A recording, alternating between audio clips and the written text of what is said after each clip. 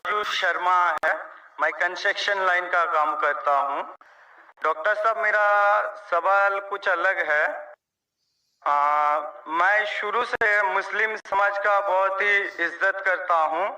यानी कि मतलब दरगाह वगैरह जो है ना, मैं पहले से बहुत मानता हूँ।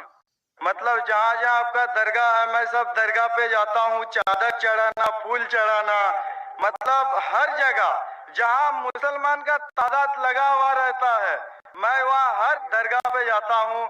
यानी कि दरगाह का जो लाल धागा रहता है वो भी मैं हाथ में बहुत बांधा हूँ, पहले गले में भी लटकाया हूँ।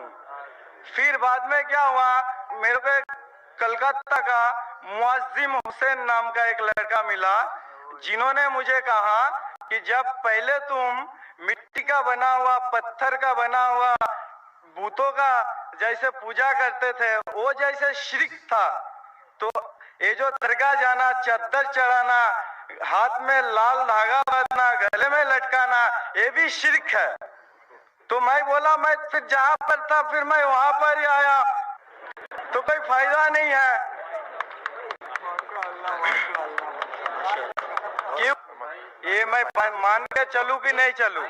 मैं आपका मुंह से जानना चाहता हूं। जैसे खुदा ने आपको चुना है ना, तो आप मुझे बता दीजिए। भाई साहब ने सवाल पूछा है, उनने कहा है कि पहले भी सवाल पूछा था और मेरा ही पूछना चाहते हैं कि इसके बारे में किसने कहा वो पहले बुत परस्ती करता था, फिर कहा कि दरगाह में जाने लगा, तो वो पूछना चाहता है दरगाह के बारे में।